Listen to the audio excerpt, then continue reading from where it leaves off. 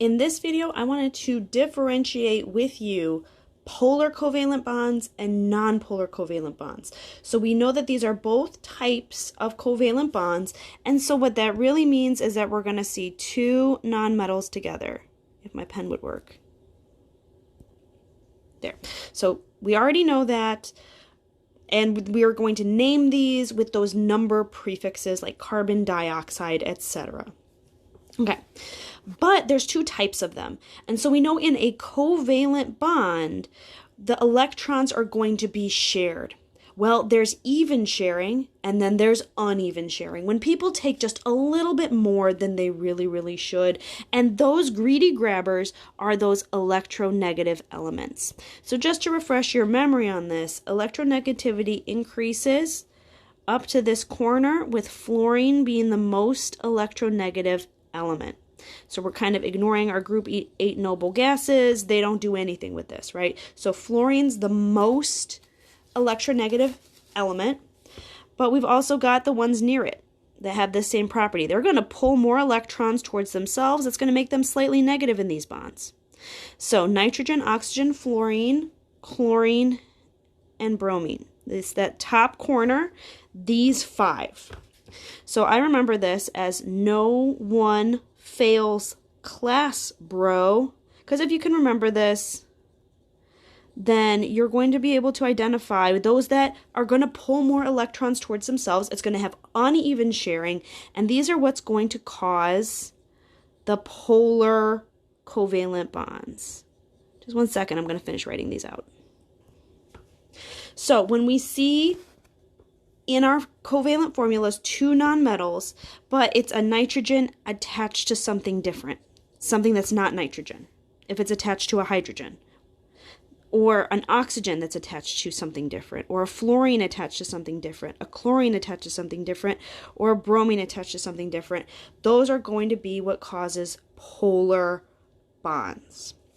So by now we've already listed our electronegative elements, so let's just go into a couple examples of these and some specific things to look out for. Okay, so Cl2. One second, I'm going to write some examples. And we're back. So take a moment with these and try to name the molecule and determine if it's polar covalent or nonpolar covalent. You can return to the video as soon as you have that information. Okay, welcome back. So in terms of Cl2, the name is just going to be chlorine. This is one of those diatomic molecules. You can call it dichlorine if you'd like to. This one is going to be nonpolar. Even though it contains a polar element, chlorine, it has to be attached to something different to be polar. Okay, H2O, that's going to be dihydrogen monoxide, according to our rules. If you called it water, that's the common name. You're not wrong, but dihydrogen monoxide is using the number prefixes.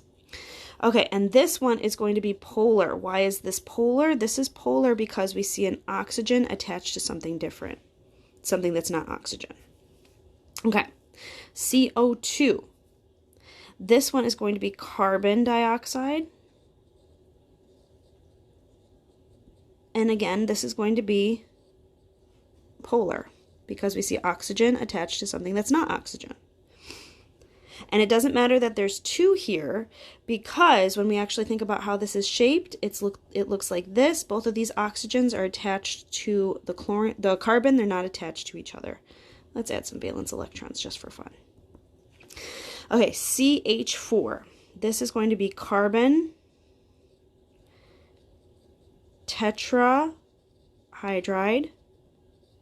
And this is going to be nonpolar because we don't see any electronegative elements in here. And HBr, this is going to be hydrogen monobromide. And this one is going to be polar because we see one of those electronegative elements attached to something different. So I hope that this has been helpful. Happy studying.